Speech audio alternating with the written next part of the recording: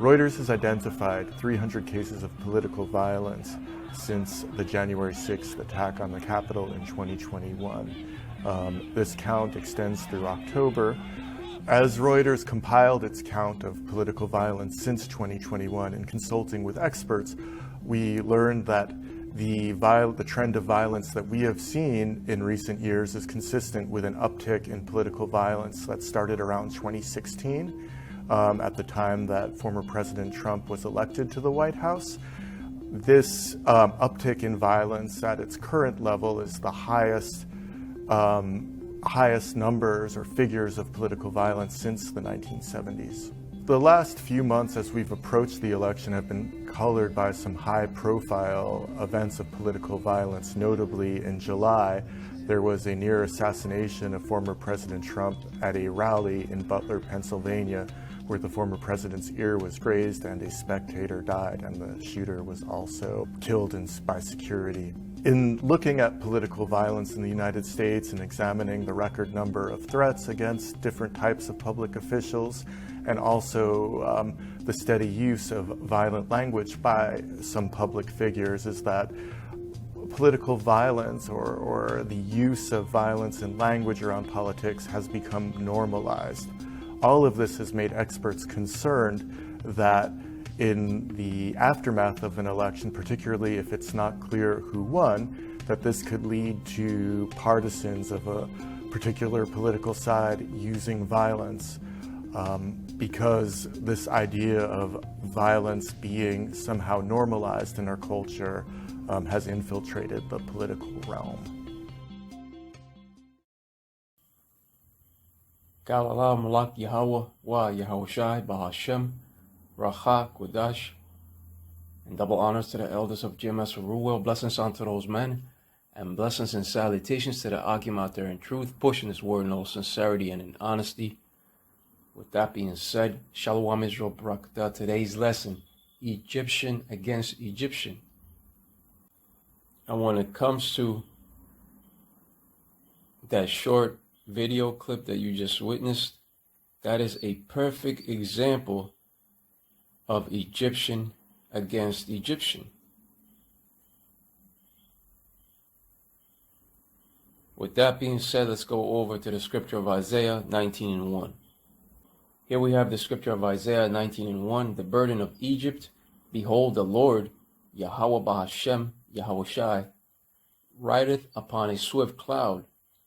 That swift cloud is a chariot, and shall come into Egypt, and the idols of Egypt shall be moved at his presence, and the heart of Egypt shall melt in the midst of it. The burden of Egypt refers to modern day Egypt, which is America. This biblical word is bringing down the strongholds. That is for certain. The idols of Egypt shall be moved at his presence. Right, in other words, the Lord, Yahushua HaMashiach, shall take action against the idols, statues, and upon all these false religions. The Lord shall especially take action against that false plantation of Christianity. And the idols of Egypt shall be moved at his presence, and the heart of Egypt shall melt in the midst of it. The word melt also means to diminish or to fade away. And we are seeing that now, because things are diminishing and getting harder for the people. Instead of government lessening the burden upon the people, it's making that burden worse through their actions.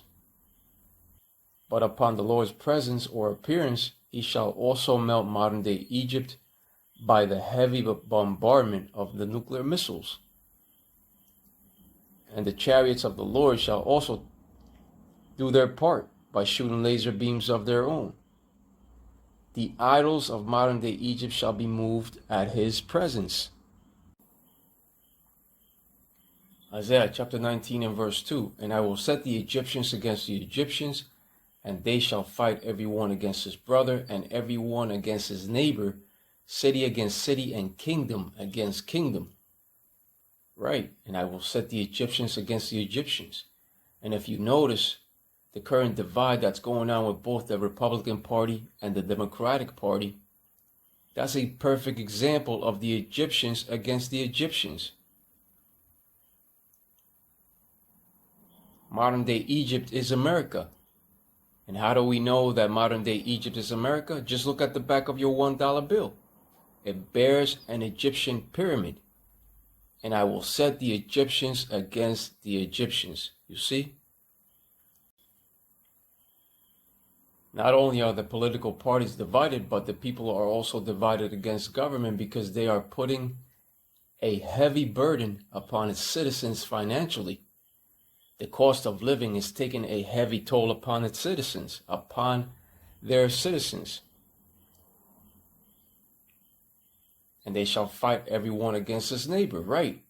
When a brother fights against brother, that's civil war. And what is civil war? As you can see here, a civil war is a war between organized groups within the same state or country. Yeah, that's why you have the militias right now. They have a big problem with the militias. The aim of one side may be to take control of the country or a region to achieve independence for a region or to change government policies. Right. It's just as the scripture has said, and they shall fight everyone against his brother and everyone against his neighbor, city against city, and kingdom against kingdom. And when the Lord returns, you're going to see a realm fighting against another realm. The heavenly forces of the Lord, Yahushua HaMashiach, against the forces of the earth in an all-out war. And the Lord, Yahushua HaMashiach, shall prevail. And those earthly armies shall lose.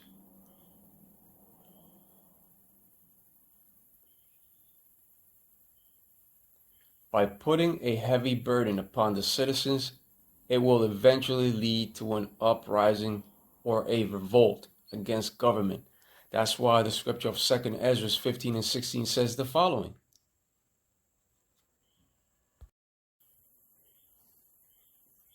Second Esdras 15 and 16, for there shall be sedition among men, and invading one another. They shall not regard their kings nor princes, and the course of their actions shall stand in their power. That's right.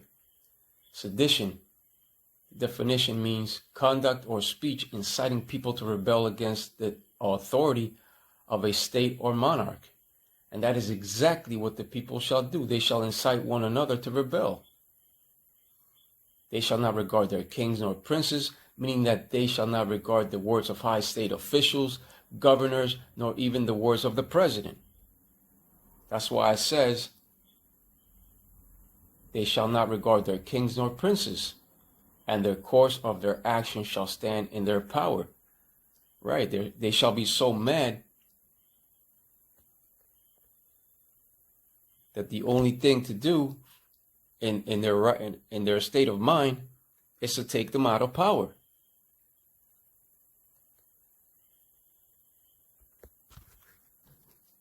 That's why the scripture has said, they shall not regard their kings nor princes, meaning that they shall not regard the words of high state officials, governors, or even the words of the presidents, not even of the police. And we are giving you warning to what shall happen with the scriptures. An all-out insurrection of the people shall take place. An insurrection, its definition, meaning a violent uprising against an authority or government. And that is exactly what shall take place. There shall be a violent civil unrest and uproar of the people because the kings and princes of government that are supposed to uphold the laws for their citizens are actually failing to protect its citizens. That's the reason why it says here in Google, what if the government fails to protect citizens?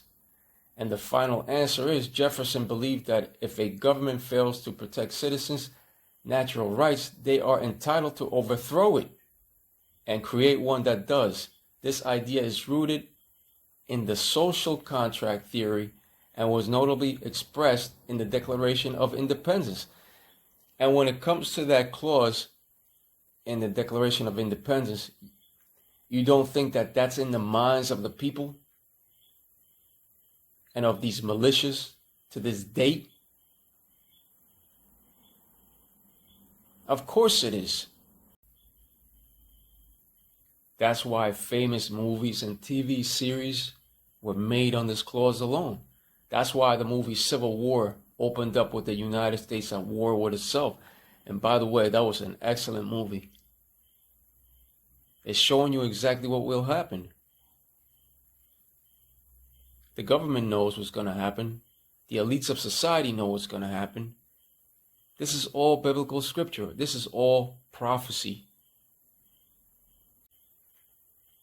The scripture has said that there will be sedition among men and invading one another.